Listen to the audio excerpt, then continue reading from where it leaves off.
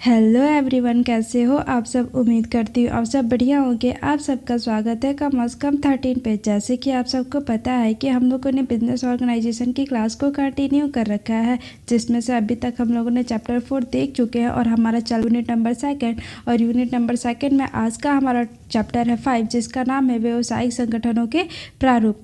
तो व्यवसायिक संगठन मतलब मैंने बताया था ना कि संगठन मतलब कि जब 2 या 2 से अधिक व्यक्ति साथ में मिलकर काम करते हैं, और व्यावसायिक संगठन का मतलब था कि जब 2 या 2 से अधिक व्यक्ति साथ में मिलकर काम करेंगे, लेकिन किस लिए, व्यावसायिक उद्देश्यों की प्राप्ति के लिए। और व्यवसाय का उद्देश्य क्या था, प्रॉफिट गेन करना। तो जब 2 या 2 से अधिक व्यक्ति साथ में मिलकर काम करेंगे लाभ कमाने के लिए, तो उसे हम क्या कहते हैं, व्यावसायिक संगठन कहते हैं।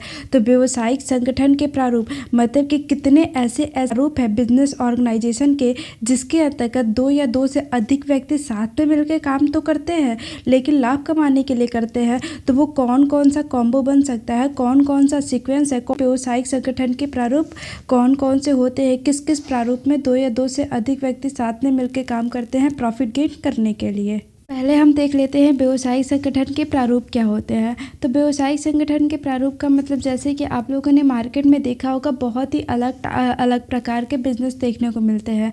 कुछ बिजनेस साझेदारी के तहत चलाए जाते हैं, कुछ एकल व्यवसाय होते हैं, कुछ कंपनी के रूप में होते हैं। तो इन अलग अलग व्यावसायिक प्रारूपों को जब एक साथ कलेक्ट करते हैं तो उसी को हम क्या कहते हैं, व्यावसायिक संगठनों के प्रारूप कहते हैं। तो हम कह सकते हैं कि जब किसी व्यवसाय को केवल एक ही व्यक्ति के द्वारा चलाया जाता है, या फिर कुछ लोग मिलकर उसे साझे में चलाते हैं, या फिर कंपनी के रूप में उसे चलाते हैं, या फिर निजी या फिर सार्वजनिक क्षेत्र के तहत कुछ व्यवसाय चलाए जाते हैं, या सहकारी के तहत कुछ संस्थाएं चलाई जाती है, या सरकार के द्वारा कुछ संस्थाएं चलाई जाती हैं, इन्हीं संस्थाओं को हम क्या कहते हैं, व्यावसायिक संगठन के प्रारूप कहते हैं। या फिर दूसरे शब्दों में कह सकते हैं कि जो भी हमारा व्यवसाय होता है, व्यावसायिक संस्थाएं जो होती हैं, उनके वैधानिक स्वामित्व के आधार पर, स्वामित्व मतलब एकल व्यवसाय तो उसका एक व्यक्ति स्वामी होगा, साझेदारी मतलब कि 2 या 2 से ज़्यादा व्यक्ति उनके मतलब स्वामी होंगे, सहकारी संस्था ये भी एक दूसरे के लाभ प्रोवाइड करने के लिए 2 या 2 से अधिक व्यक्ति उसमें क्या होंगे, स्वामी होंगे, कंपनी होगी हमारी, सरकारी होगी। तो इसके बेस पे जो भी हमारे पास संस्थाएं देखने को मिलती हैं, इन्हीं को हम क्या कहते हैं, व्यावसायिक संगठन के प्रारूप कहते हैं। अब हमारा टॉपिक स्टार्ट होता है व्यावसायिक संगठन के विभिन्न प्रारूप। जो हमारे व्यावसायिक संगठन के प्रारूप है, विभिन्न प्रारूप है, उसे 7 भागों में बांटा गया है। पहला है हमारा एकाकी व्यवसाय अथवा स्वामित्व, दूसरा है संयुक्त हिंदू पारिवारिक व्यवसाय, तीसरा है हमारा साझेदारी, चौथा है हमारा कंपनी या फिर हम बोल सकते हैं संयुक्त पूंजी वाली कंपनी, पांचवा है हमारा सहकारी संस्था, और छठा है हमारा संयोजन, और लास्ट है हमारा सरकारी स्वामित्व वाली संस्थाएं। तो इन सारे टॉपिक को हम लोग पॉइंट वाइज देख लेते हैं। तो पहले हम लोग देखेंगे कि जो भी व्यावसायिक संगठन के विभिन्न प्रारूप है, उन प्रारूपों में जो हमारा पहला है एकाकी व्यवसाय अथवा एकाकी स्वामित्व।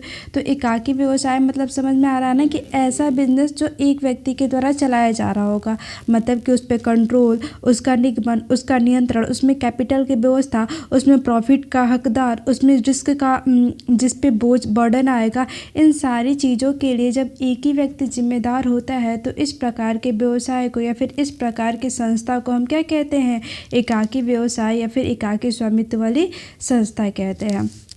दूसरा हमारा संयुक्त हिंदू पारिवारिक व्यवसाय, जिसे जॉइंट हिंदू फैमिली बिजनेस के नाम से जानते हैं।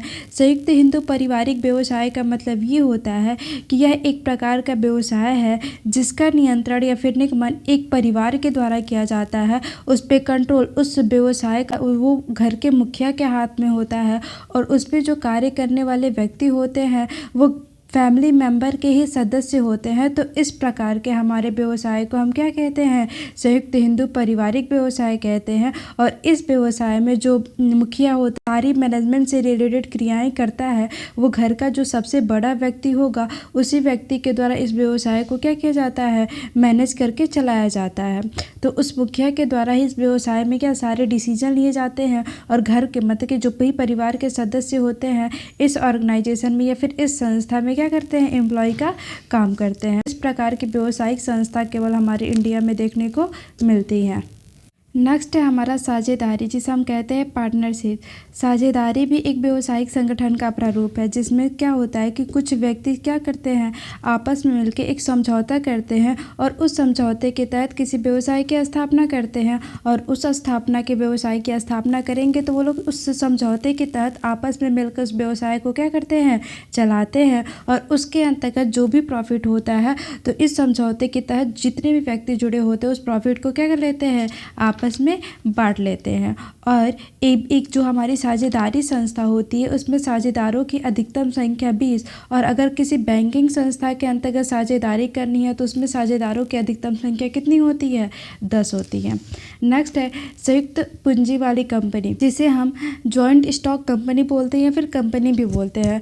तो संयुक्त पूंजी वाली कंपनी का मतलब ये है, या फिर कंपनी का मतलब ये होता है कि ऐसी संस्था जिसका रजिस्ट्रेशन कंपनी अधिनियम 1956 या फिर कंपनी अधिनियम 2013 के तहत कराया गया होता है, वो हमारी एक अदृश्य व्यक्ति होती है, वह हमारी एक कृत्रिम व्यक्ति होती है। इसके पास एक क्या होती है, सार्वमुद्रा होती है, और इस पे कोई व्यक्ति वाद प्रस्तुत कर सकता है और ये कंपनी किसी व्यक्ति पे क्या कर सकती है, वाद प्रस्तुत कर सकती है। इसका अस्तित्व और इसके सदस्यों का अस्तित्व एक दूसरे से क्या होता है, पृथक होता है। तो इस प्रकार की संस्था को हम क्या कहते हैं, संयुक्त पूंजी वाली कंपनी कहते हैं। नेक्स्ट है सहकारी संस्था, जिसे कोऑपरेटिव सोसाइटी कहते हैं। जो सहकारी संस्था है वो भी हमारे व्यावसायिक संगठन का एक प्रारूप है, और इसके अंतर्गत कुछ व्यक्ति स्वेच्छा से, अपनी इच्छा से अपने संसाधन को एकत्र करते हैं या पारस्परिक लाभ के लिए किसी व्यवसाय की स्थापना करते हैं, उसका संचालन करते हैं। तो इस प्रकार से स्थापित की गई संस्था को हम क्या कहते हैं, सहकारी संस्था कहते हैं। और इस संस्था के अंदर जितने भी सदस्य होते हैं सारे सदस्य एक व्यक्ति के लिए काम करते हैं, और एक व्यक्ति जो होता है वो सारे सदस्यों के लिए कार्य करता है। नेक्स्ट टॉपिक है हमारा संयोजन, जिसे हम कॉम्बिनेशन बोलते हैं। कॉम्बिनेशन मतलब होता है कि आपस में चीज़ों को क्या कॉम्बो होना, मतलब कि मिल जाना। तो इसमें बोला गया है कि जो भी हमारा संयोजन होता है, संयोजन भी एक व्यावसायिक संगठन का प्रारूप है, और इसकी स्थापना मार्केट में हो रही प्रतिस्पर्धा का सामना करने के लिए किया जाता है। मतलब कि जो भी मार्केट में हो रही कंपटीशन है, उस कंपटीशन को हम नहीं कर पा रहे हैं, तो इस कंडीशन में मैं जो हमसे हायर लेवल की हो गया, फिर हमारे इक्वल लेवल पे की जो कंपनी होगी उसके साथ हम क्या करेंगे, कॉम्बिनेशन करेंगे। हम दोनों आपस में मिलेंगे, पृथक रूप से भी मिल सकते हैं या फिर दोनों लोग ज्वाइंट भी हो सकते हैं एक साथ, और मार्केट में हो रही कंपटीशन का एक साथ मिलकर हम क्या कर सकते हैं, सामना कर सकते हैं। तो जो अलग अलग दो कंपनियां या फिर अलग अलग दो संस्थाएं आपस में मिलती हैं मार्केट में हो रही कंपटीशन का सामना करने के लिए, तो इस प्रक्रिया को हम क्या कहते हैं, कॉम्बिनेशन संयोजन कहते हैं।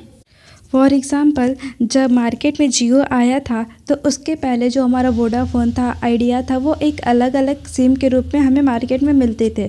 लेकिन मार्केट में जब जियो आया तो कंपटीशन को क्या कर दिया, मार्केट में इंक्रीज़ कर दिया।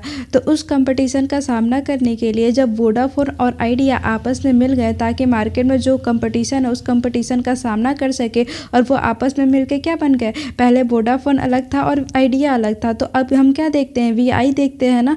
तो ये दोनों आपस में मिले, किस लिए, जो जियो ने मार्केट में कंपटीशन क्रिएट करा था उस कंपटीशन का सामना करने के लिए। तो हम कह सकते हैं कि इन दोनों के बीच, इन दोनों कंपनियों ने आपस में क्या कर लिया था, संयोजन कर लिया था, कॉम्बिनेशन कर लिया था, ताकि मार्केट में हो रही कंपटीशन का सामना कर सके। तो हमारा टॉपिक है सहकारी स्वामित्व वाली संस्थाएं। सरकारी स्वामित्व वाली संस्थाएं कौन होती है, गवर्नमेंट ओनरशिप, मतलब कि ऐसी संस्था जिस पे सरकार का स्वामित्व होता है। तो इस प्रकार की संस्था को हम क्या कहते हैं, सरकारी स्वामित्व वाली संस्थाएं कहते हैं। और इसका निगमन एवं नियंत्रण सरकार के हाथों में होता है, और इसका संचालन भी किसके द्वारा किया जाता है, सरकार के द्वारा किया जाता है। तो इस प्रकार की संस्था को सरकारी स्वामित्व वाली संस्थाएं कहते हैं।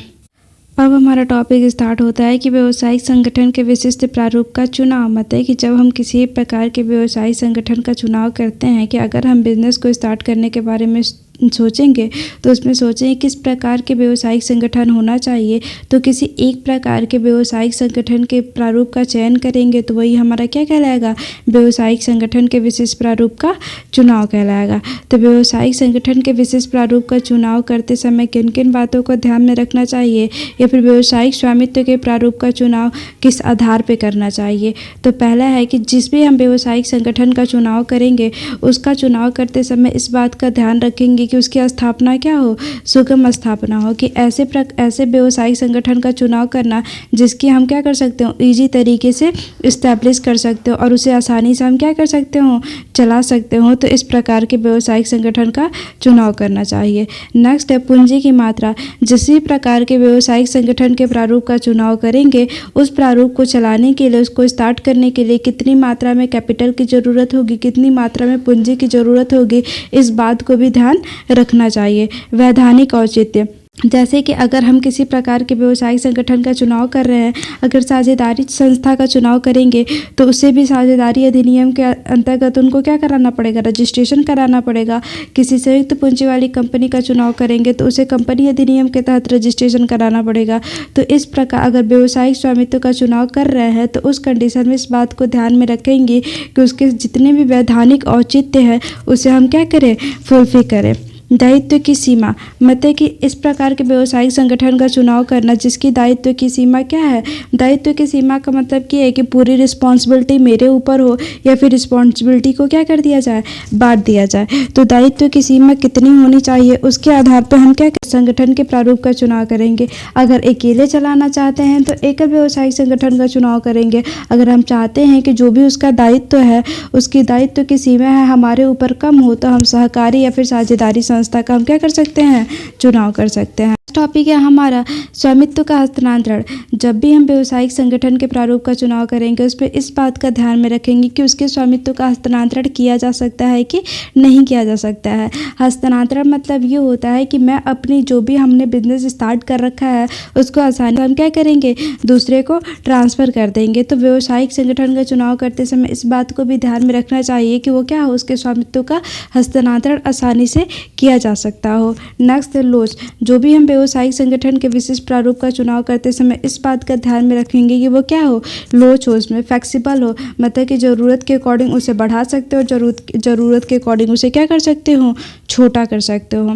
नेक्स्ट है न्यूनतम सरकार राजकीय हस्तक्षेप। इस प्रकार के व्यवसायिक संगठन का चुनाव करना चाहिए जिसमें कम से कम सरकार का क्या हो, हस्तक्षेप हो। बहुत सी ऐसी संस्थाएं होती हैं जिन पे क्या होता है, सरकार हर एक बात पे क्या करती रहती है, उनकी इंक्वायरी करती रहती है, जिसकी वजह से जो भी हमारा ऑर्गेनाइजेशन है उस ऑर्गेनाइजेशन का कार्य सही से चल नहीं सकता है। तो व्यवसायिक संगठन के विशिष्ट प्रारूप का चुनाव करते समय इस बात को ध्यान में रखना चाहिए कि सरकार का उसमें न्यूनतम हस्तक्षेप हो। नेक्स्ट है करों का भार। जो भी हमारा व्यवसायिक संगठन होता है उस संगठन का चुनाव करते समय इस बात का भी ध्यान में रखना चाहिए कि उस पर क्या हो, कम से कम हमें टैक्स भरना पड़े, मतलब कि कर का भार उस संगठन पे क्या हो, कम हो। तो जो भी हमारी व्यवसायिक संगठन होती है सबसे श्रेष्ठ वो समझा जाता है जब उसमें क्या होता है, कर दायित्व न्यूनतम होता है। तो आज हम लोगों ने देखा कि व्यवसायिक संगठन के प्रारूप से क्या आशय है, व्यवसायिक संगठन के प्रारूप को कितने भागों में बांटा गया है, और लास्ट टॉपिक था व्यवसायिक संगठन के विशिष्ट प्रारूप को चुनाव करते समय किन किन बातों को ध्यान में रखना चाहिए। उम्मीद करती हूँ कि आज की क्लास समझ में आई होगी। क्लास समझ में आ रही है तो क्लास को लाइक कर दो, चैनल को सब्सक्राइब कर दो। मिलते हैं नेक्स्ट सेशन में न्यू चैप्टर के साथ।